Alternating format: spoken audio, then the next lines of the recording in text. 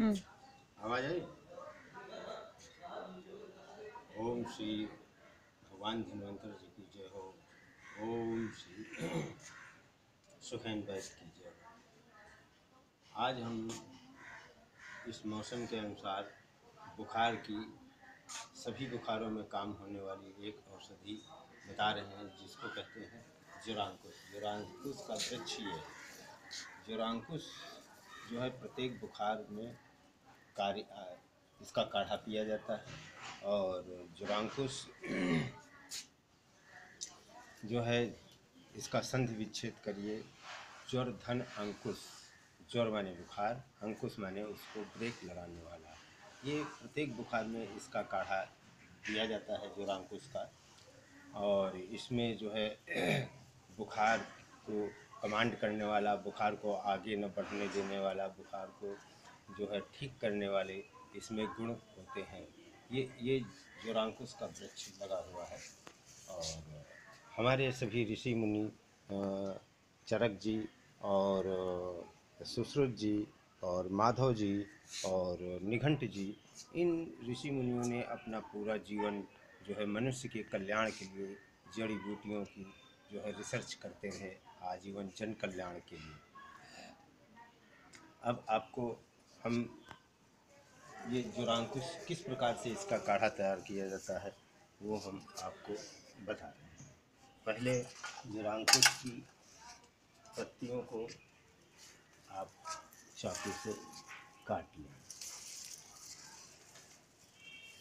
ये इस प्रकार से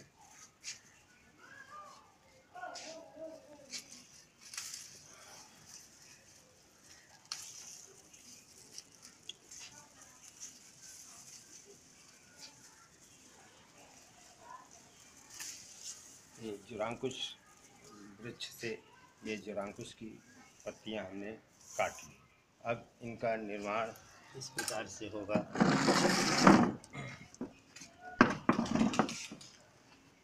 सर्वप्रथम जो है ज्वरांकुश की पत्तियों को इस प्रकार से छोटी छोटी काट लेंगे काढ़ा बनाने के लिए। ये इस प्रकार से जो है छोटी छोटी पत्तियों को काट करके फ्राईदान या भगोने में आप एकत्र करिए।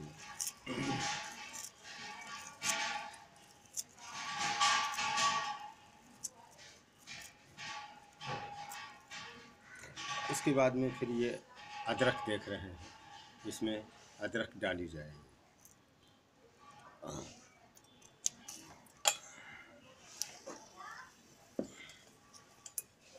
ये अदरक है। अदरक को छील करके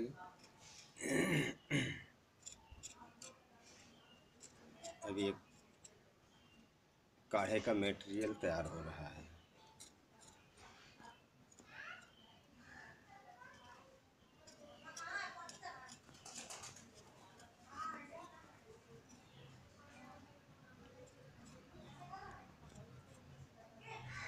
अब ये अदरक का छिलका छील लिया गया है और इस अदरक को अब इसी में महीन महीन काट दिया जाता है। ये काढ़े का मटेरियल तैयार हो रहा है। ये सभी प्रकार के बुखार में इसका काढ़ा दिया जाता है। हर प्रकार के बुखार को ये रोकता है, तेज नहीं होने देता है और बुखार को ठीक करता है। अब इसमें अदरक डालने से जो बुखार में कफ खांसी बनती है उसका जो है खात्मा करता है ये अदरक, इसलिए इसमें अदरक डाली जाती है।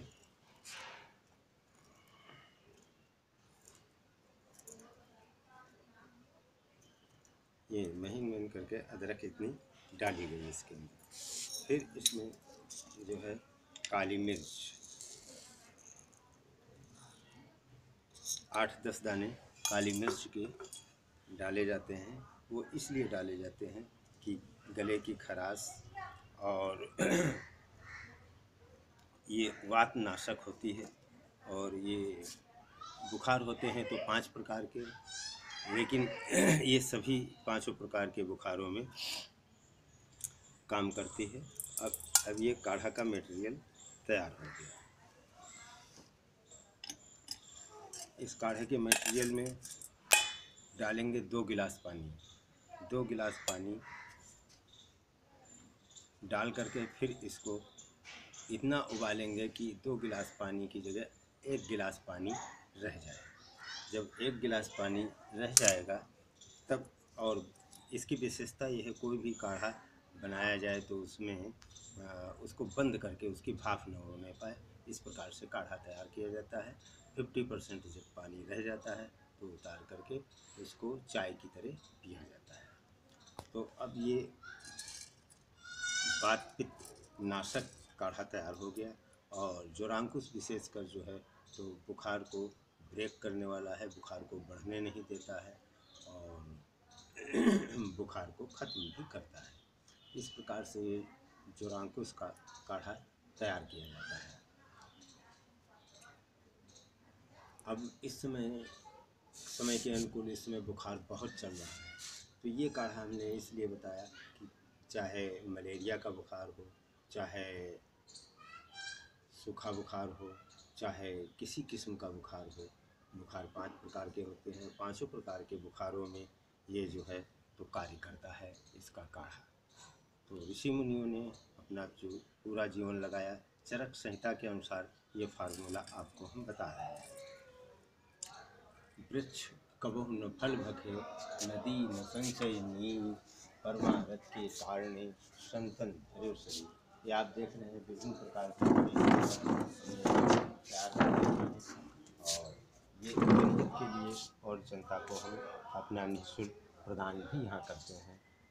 किसी का कष्ट दूर हो जाए, यही हमारी जो है सोच और प्रक्रिया है।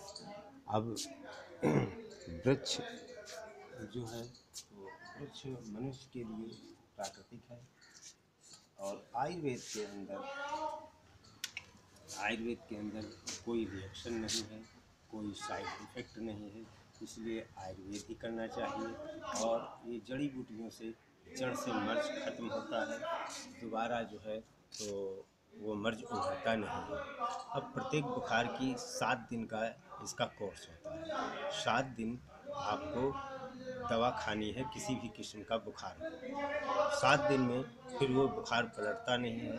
और इस समय इतना बुखार चल रहा है, प्रत्येक घर में बुखार से लोग पीड़ित हैं, इसलिए हमने कहा एक मल्टीपर्पज़ ऐसा काढ़ा बताया जाए जो कि प्रत्येक प्रकार के बुखार में काम आवे और प्रत्येक बुखार को कमांड कर सके और अधिक जो है तो शरीर पर बुखार अपना असर न कर पाए। विभिन्न प्रकार की हमारे पास औषधियाँ हैं।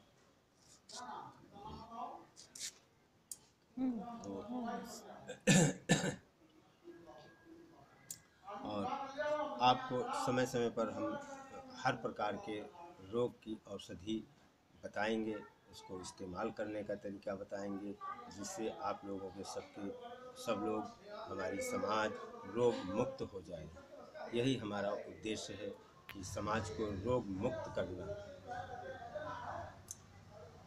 ऋषि मुनि अपना सारा जीवन, जैसे सुश्रुत ऋषि हैं, चरक ऋषि हैं, माधव निदान है और निघंट ऋषि हैं और आपके धन्वंतर जी तो हमारे शुरुआत के देवता ही हैं। ये आयुर्वेद के, और आयुर्वेद उन्हीं से उपजा है, भगवान धन्वंतर वैद्य जी से ही। उसके बाद फिर सेकेंड लेवल पर आए सुखैन वैद्य जी।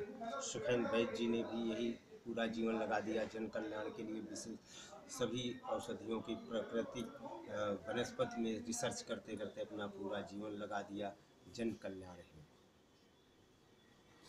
तो इस प्रकार से जो कहा गया है कि वृक्ष कबहु न फल भखे, नदी न संचय नीर, परमारथ के कारणे संतन धरे शरीर। तो यही परमार्थ का कार्य है, जिस कार्य को हम लेकर के समाज में आगे बढ़ रहे हैं और लोगों के कष्टों का, रोगों का निवारण कर रहे हैं। और लोगों को अब वीडियो के माध्यम से हम और अधिक जो है कि पूरे भारत के जन जन तक पहुंच जाए, इसलिए हम वीडियो बना करके जो है पेश कर रहे हैं। और आप लोग इन चीज़ों को आजमा करके अपने कष्टों को दूर करें। इसमें न कोई साइड इफ़ेक्ट है, न कोई जो है तो रिएक्शन है। इस प्रकार से आप लोगों से मेरा विनम्र निवेदन है, जड़ी बूटियों के द्वारा ही अपने कष्टों को, अपने रोगों को आप लोग दूर करें। यही भारत के सभी ऋषि मुनियों का रहा, और आजकल रामदेव जी हैं, बालकृष्ण जी हैं, स्वर्गीय राजीव दीक्षित जी हैं, उनका भी यही प्रयास रहा कि हमारा समस्त भारतवासी जो है रोगों से मुक्त रहे, और बराबर प्रयास वो लोग कर रहे हैं, हम लोग भी कर रहे हैं। यही हम लोगों का उद्देश्य है। जय हिंद, जय भारत, जय आयुर्वेद।